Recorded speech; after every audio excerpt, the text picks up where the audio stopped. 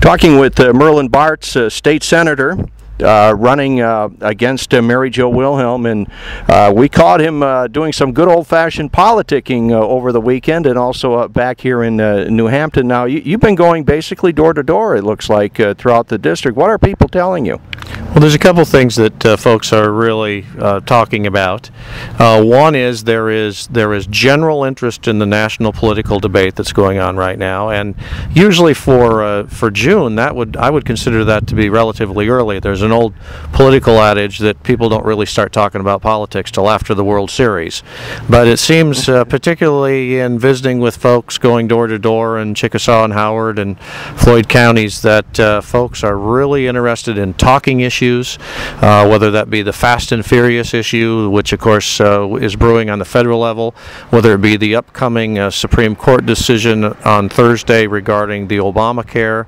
Budgeting is a big issue that keeps coming up. People are very, very concerned about debt and the national debt, and not only that, but honest budgeting. In Iowa, we have a balanced budget, of course, because we can't print money, but one of the things that concerns a lot of people is, well, how did you get to a balanced budget? Did you rob the trust funds? Did you use gimmicks to get there? Did you use one-time money for ongoing expenses? So budgeting is a big issue. One of the things interesting about your campaign, we have two incumbents running against one another with the redistricting and all of that. Now, you're over in Grafton, Mary Jo Wilhelm on this part. Why should people in this area, talking about Howard, Chickasaw, and part of Winnebago County, why should they be voting for you when you live so much further away? Well, it isn't about geography. It's about who represents their values. And on issue after issue after issue, in my traveling this district, I can certainly make a case that I will represent their values better in Des Moines than my loyal opposition, Mary Jo Wilhelm.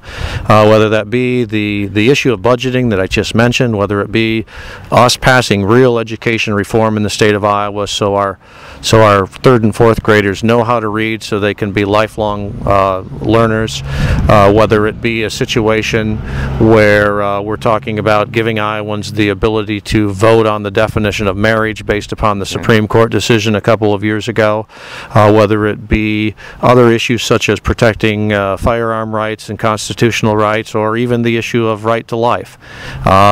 Senator Wilhelm and I we are a study in contrast, with her not supporting any of those things that I mentioned, and me definitely wishing to support those types of things. And I think given this district of 7 counties, the 4th largest geographic district in the state, and the background that I know of this district, its rural background, its hardworking values, I believe that me being 60 miles away from Grafton is not the real issue. The real issue is who best represents the values of this district. On your campaign literature, one of the bullet points you have is creating real reform in education, and you also just mentioned that. What exactly does that mean?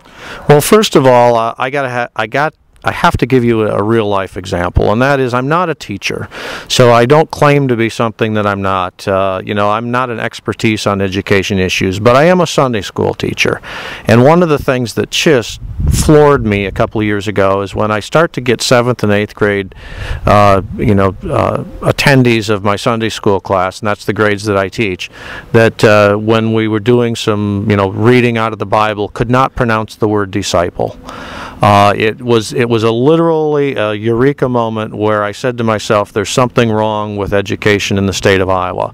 And the real crux of the matter is that our education spending in this state, which of course is one of the top priorities of state dollars, has increased more than double the rate of inflation.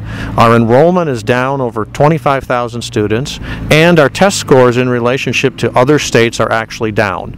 So if you took those three and charted those three on a graph, you would see that something is desperately wrong to get those three outcomes, given the fact that we have more than doubled the rate of inflation in regard to money going in.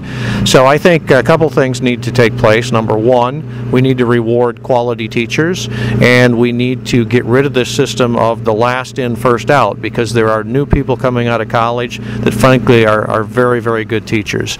I also speak from personal experience, having my kids go to the same school that I go to.